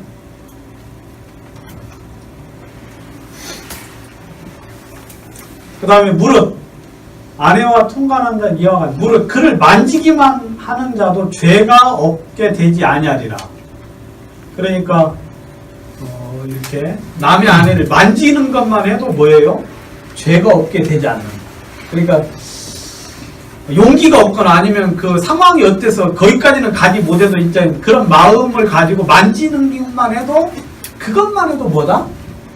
죄다. 성경은 그렇게 되어 있어.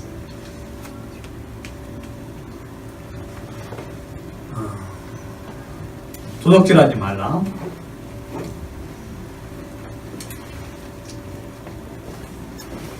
사람을 후린 자는 그 사람을 팔았든지 자기 수하에 두었든지 그를 반드시 죽이라 그랬어. 여기 보면은 후리다는 게 뭐냐면 훔쳤다 그 말이에요. 스틸이거든 이게. 그래서 사람을 훔쳐가지고 그 사람을 팔았거나 자기 수하에, 파는 건 뭐지요? 인신매매. 그 다음에 자기 수하에 준 건,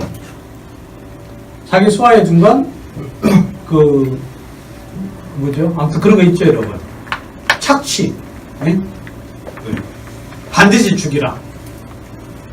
사람을 훔친 거, 이거 죄예요. 엄청난 죄죠.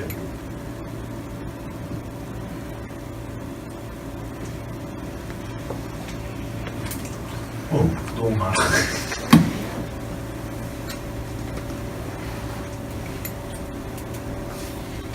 자, 그리고 그 이웃을 고용하여 그 고가를 주지 아니하는 자는 화 있을진저. 그러니까 여러분, 사람을 고용해서 일을 시키고는 그에 합당한 대가를 주지 않는 것, 이것도 바로 훔친 거예요. 아시겠습니까? 최저임금 뭐 일을 많이 시키고 최저임금 주고, 그 다음에 또 일주일 일하면 하루 이제 6일 일하면 하루 주휴수당 주면서 쉬게 해야 되는데, 그거 하기 싫어가지고 꼼수 부리고, 퇴직금 주기 싫어가지고 11개월째 자르고 막 그런 거 있죠. 이거예요. 그러니까 여러분들이 지금 우리나라는 전체가 다 이 죄 속에 빠졌어요. 전체가. 그 다음에 간호사들은 일을 한 30분 이상 시키면 돈을 줘야 되니까 25분까지만 일 시키고 내보내고 그런 거 있죠. 그러니까 그 법의 한도 내에서 최대한 이용해가지고 사람들을 노동력을 착취하는 것. 아무튼 머리가 진짜 좋고 어떻게 그렇게 할 수 있나 싶지만, 인간들이 악이 무성하다 보니까 그렇게 이제 하는데, 아무튼 여러분 대가를 제때 주지 않고 제대로 쳐주지 않는 것 전부 다 그게 죄다, 그렇게 이야기하고 있어요. 여러분 품꾼의 싹스에 대하여 억울하게 한다, 이거 죄예요. 아시겠습니까? 그러니까 품꾼이 물론 받는 사람이 항상 만족하지는 못하지만 정당한 대가를 지불하지 아니하므로 품꾼이 뭐예요? 마음속에 한을 품는 경우 있죠. 그러면 그 한에 대해서 하나님께서 반드시 심판하신다고 이야기하고 있어요. 여러분들이 지금 당장의 이익이 아니에요. 아시겠습니까? 여러분, 하나님의 심판이 있다는 걸 우리는 반드시 기억해야 돼요. 여기서 여러분들이 그냥 이익이 좀만 얻더라도 하나님 안에서 바르게 사는 것이, 그게 가장 행복한 삶이에요. 그게 여러분들이 절대 순간의 이익이 여러분들의 영원한 어떤 이익이 된다는 건 절대 아니고 결국 멸망이라는 거 여러분 기억하시고, 궁공하고 비난한 품꾼이 너의 형제거든. 우고하는 객이든지 그를 학대하지 말고. 여러분, 이런 사람을 학대하지 말고 품꾼을 당일에 주고 해주는 것까지 끌지 말고. 이는 그가 빈궁함으로 마음의 품삯을 사모하며 두렵건대 그가 너를 여호와께 호소하면 죄가 내게로 돌아갈 거야. 여러분, 오늘 벌어서 오늘 먹고 사는 사람 있죠. 이런 사람들 학대를 해요. 학대한다는 건 일을 너무 많이 시키는 거죠. 네? 사람이 할 수 없는 일을 잔뜩 주고는 이제 일을 시켜요. 그리고 품삯을 당일에 안 주고 질질 끌어. 끝날 때 딱 줘야 받는 사람도 편안하잖아요. 근데 1시간 뒤에 와라, 2시간 후에 와라 하면서 자꾸 끌어. 그럼 이 사람이 어때요? 집에 갈 때 걱정이 됩니까? 안 됩니까? 자녀들이 있고 처자식들이 있는데, 그러면은 가다가 억울해서 누구한테 하소연을 하겠어요? 하나님께, 아이고 하나님 저 사람이 이렇습니다 라고 하면 죄가 누구에게로 돌아가요? 그 사람에게로 돌아가요. 여러분, 성경은요 진짜 정확하고 명백해요. 그 선을 주님은 분명히 그으셔서 죄와 죄가 아닌 것을 구별하기 때문에, 여러분들이 그냥 법을 피해가지고 나는 우리나라에서 죄 안 되었어, 나는 그냥 법망을 잘 이용해서 나는 현명하고 똑똑해라고 생각하는지 모르지만, 하나님은 그 모든 걸 뛰어넘어서 너는 죄인이다 라고 주님께서 이야기하셔요. 그리고 또 한 가지, 여러분들 주머니에 저울추를 2개 가지고 있는 것, 이거 바로 도둑질입니다. 아시겠어요? 여러분, 주머니에 추가 2개 있어요. 장사하는 사람이. 그러면 물건을 팔 때는 큰 거 내야 돼요? 작은 거 내야 돼요? 물건 팔 때 큰 거, 작은 거? 작은 거. 물건 팔 때는 작은 거 내고, 물건 살 때는 큰 거 내야 되죠. 그죠, 여러분? 이거 거꾸로 하면 이제 망합니다. 이걸 거꾸로 망해요. 근데 이걸 두 개를 같이 두는 사람이 있어요. 그러면 그 자체가 바로 뭐냐면 도덕질이에요. 아시겠습니까? 그 자체가. 여러분들 기준이 두 개가 있으면 그거 도덕질이에요. 이 사람한테 말하는 말, 저 사람한테 말하는 다른 말, 그 도덕질이에요. 그럼 하나님은 이거, 이 도량형을 잘 표준 있게 쓰면은 내 날이 뭐한다? 장구하리라. 여러분들이 그런 도량형, 그 기준이 되는 척도가 되는 것들을 여러분들이 딱딱딱 가지고 있으면 그 사람은 길게 갈 수 있어요. 근데 두 개 추 가지고 있다가는요, 하루아침에 망한다라고 성경에는 이야기하고 있죠. 한결같자는 저울추와 말은 여호와께서 다 뭐한다? 미워하시고. 말도 그냥 상황에 따라서 변하는 카멜레온 같은 사람 있죠. 청산유수죠. 진짜 그냥 너무 부러울 때 있죠, 여러분. 그런 사람 보면. 근데 그게 죄다. 죄다.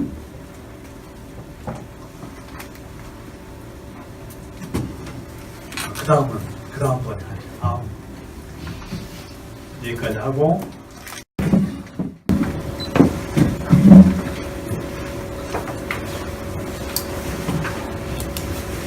어때요? 좀 이렇게 하니까? 좋죠. 좋아요? 네. 말씀에 다들 공들여 있습니다.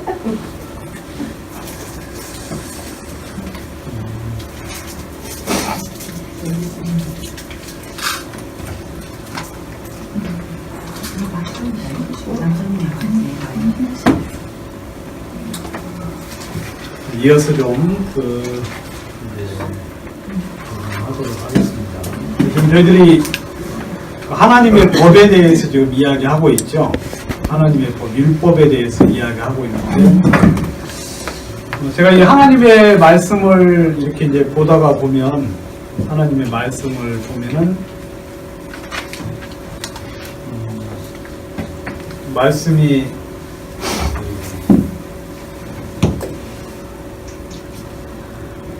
이렇게 하나님이 진짜 좋은 성경, 그리고 분명하고 확실한 말씀을 우리들에게 해주시고 있는 것을 참 알면서, 제가 성경을 알면 알수록 참 하나님이 참 놀랍고, 또 제가 하나님을 안다는 것이 참 너무 행복한 그런 부분들이 참 많거든요. 그래서 요즘은 이제 참 하나님 안에 있다는 게 너무 감사하고, 하나님이 행하시는 일이 너무 좀 감사한데, 여러분들도 그런 하나님을 좀 분명히 알아서 하나님 안에 있는 행복을 좀 누렸으면 좋겠고, 그래서 저희 이번 이런 컨퍼런스를 준비를 했는데 이렇게 참 감사드립니다. 준비가 좀 더 잘 되어서 제가 좀 준비는 좀 했는데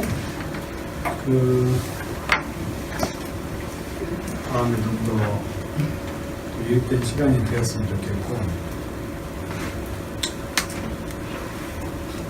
근데 지금 이제 9번째 계명, 거짓 증거하지 말라는 말씀을 보도록 하겠습니다. 성경에서 이제 제 9번째 계명이 거짓 증거하지 말라는 이제 그 말씀인데, 성경은 이렇게 이야기하고 있죠. 이웃을 쳐서 거짓 증거하는 사람은 방망이요 칼이요 뾰족한 살인이다. 잠언 25장 18절에 이야기하고 있는데, 성경에는 이 거짓 증거하는 것을 뭐라고 하느냐면 치다고 이야기하고 있어요. 여러분, 이 거짓말하는 이게 어떤 사람들이 볼 때는 뭐 그렇게 큰 죄가 아니라고 생각을 하는지 모르지만, 성경은 이 부분에 대해서 아주 명확하게 방망이요 칼이요 살이다 하고 이야기하고 있어요. 그러니까 내가 하는 거짓말이 상대방을 방망이로 치는 것과 같고, 칼로 찌르는 것과 같고 뾰족한 살로 살을 이렇게 이제 쏘는 것과 같다. 그렇게 이야기를 하고 있죠. 그러니까 그 당하는 상대방은 내가 아무렇지도 않게 하는 이런 거짓말을 통해서 엄청난 고통과 어떤 그 근심을 가지게 되는 것을 우리가 이제 알 수 있습니다. 그리고 또 성경에 거짓 행하는 자가 내 집안에 거하지 못하게 하라 그랬어요. 거짓말하는 자가 내 목전에 서지 못하리라 그렇게 이야기하고 있는지 그렇게 이야기하고 계시는데, 여러분 거짓말하는 자가 점점 늘어나게 되면, 거짓말하는 자가 늘어나게 되면 그 사회 또 그 집안은 이제 풍지박산이 나는 거죠. 풍지박산. 그래서 시편의 기자는 이야기하기를 거짓 행하는 자 그리고 거짓말하는 자를 내 목전에 쓸 수 없게 내가 할 것이다 라고 그렇게 이야기를 했어요. 그러니까 이 거짓말하는 게 얼마나 큰 악인가에 대해서 이야기를 하고 있고, 여기 보시면 이제 활을 당긴 같이 그 혀를 놀려서 거짓을 말하며 그렇게 이야기하고 있죠. 그러니까 이 거짓말은 활을 쏘는 것 같다. 상대방에게. 여러분들이 아무렇지도 않게 하는 거짓말 같지만 요즘 여러분 뭐 거짓 뉴스, 가짜 뉴스 같은 게 많이 나오죠. 그래서 사회 전체를 이렇게 멍들게 하고, 그리고 사람들로 하여금 잘못된 인식을 가지게 해서 결국 잘못된 행동을 하게 하는 그런 어떤 일들을 우리가 현재 이제 볼 수가 있는데, 이 거짓말이 그렇죠. 그래서 사람들이 이제 이웃을 속이고 거짓말을 말하지 않게 되고, 거짓말을 진실을 말하지 않고 그 혀로 거짓말을 하기를 가르치는 이런 어떤 일들, 이런 일들이 이 나라, 이제 그 사회에 점점 많아지면 많아질수록 결국 그 사회가 이제 어려움을 당하게 되는 이제 그런 것들을 성경에는 이야기하고 있죠. 거짓말을 이제 막으려면 성경에서는 최소 두세 사람의 말을 듣고 판단을 해야 돼요. 두세 사람의 말을 듣고. 그래서 여러분들이 한 사람의 이야기를 듣고 그냥 판단하는 것, 한 사람의 이야기만 듣고 쉽게 판단하는 것 자체가 그게 거짓말을 하는 거예요. 마음속에 우리가 누가 한마디 이야기 딱 하면 혹해가지고 그런가 하고 이제 같은 이야기를 또 상대방 또 다른 사람들에게 하기 쉽고, 그런데 여러분 항상 확인을 하셔야 돼요. 그래서 한 사람의 말만 듣고 말을 믿고 행하는 자는 거짓말을 하는 자라고 그렇게 이제 생각을 할 수 있고, 성경에서 이제 아주 중요한 내용이 여기 나오는데요. 죽일 자를 두 사람이나 세 사람의 증거로 죽일 것이요 한 사람의 증거로는 죽이지 말 것이며, 이런 자를 죽이면은 증인이 먼저 그에게 손을 댄 후에 뭇 백성이 손을 댈지어다. 너는 이와 같이 하여 너희 중에서 악을 제하라 그랬어요. 여기 보시면 한 사람의 증거로는 죽이지 말 것이다 그렇게 되어 있죠. 왜냐하면 한 사람의 증거가 그가 거짓말을, 어떤 이익을 위해서 거짓말을 해버리면 여러분 결국 무죄한 자의 피가 흘려지게 되는 것이거든요. 근데 우리 모든 사람들은 전부 다 그럴 수 있는 가능성이 있는 사람들이에요. 우리 모든 사람들은. 그래서 그런 식으로 죽이지 말아야 될 뿐더러 또 한 가지는 뭐냐면 그 증인, 그 증거를 한 사람이 뭐 해야 돼요? 먼저 손을 대어야 돼요. 그러니까 저 사람이 이렇게 잘못을 했소라고 하고 한 사람, 증인이 있으면 그 사람이 먼저 돌을 칠 때도 그 사람이 먼저 돌을 쳐야 돼요. 그래서 그 증거가 확실한 것에 대해서 본인 스스로 입증을 해야 된다고 그렇게 이야기를 하고 있죠. 같은 이야기죠. 같은 이야기고 이것도 이제 같은 내용인데 제가 너무 이제 같은 내용만 계속 썼고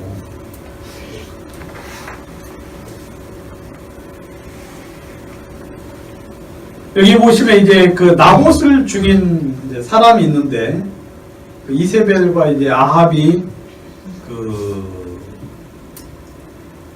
이제 합작을 해가지고 나봇을 죽였는데 이 나봇이 이제 그 거짓 증인들에 의해서 이제 죽임을 당했죠. 여러분 아십니까? 예. 그래서 이 나봇이 이제 포도밭을 가지고 있었거든요. 포도밭을 가지고 있었는데 그 포도밭은 이제 집안 대대로 내려온 이제 포도밭이었죠. 근데 아합이 이제 그 포도밭이 너무 탐나는 거예요. 아합이 탐나가지고 나봇에게 가서 이야기합니다. 내가 이 포도밭을 내가 가지면 내가 여기다가 나무를 심으려고 하는데 이 포도밭을 돈을 내가 줄 테니까 나에게 다오라고 이야기하는데 나봇이 거절을 합니다. 아니 이것은 우리 조상 대대로 집안의 가업인데 집안 대대로 내려온 땅인데 줄 수 없다라고 이제 이야기하니까 아합이 뭐 집에 가서 끙끙 앓는 거예요. 근데 이제 이세벨이 가서 보니까 자기 남편이 왕인데 낮에 그냥 끙끙 앓고 있길래 왜 그러느냐고 물어보니까 이만저만 해가지고 이렇다 그러니까 이세벨이 볼 때 진짜 참 무능력한 그리고 너무 한심한 이제 사람처럼 여겨져 가지고 뭐 그거 걱정하지 마 내가 처리하겠다고 해가지고 네, 계략을 꾸밉니다.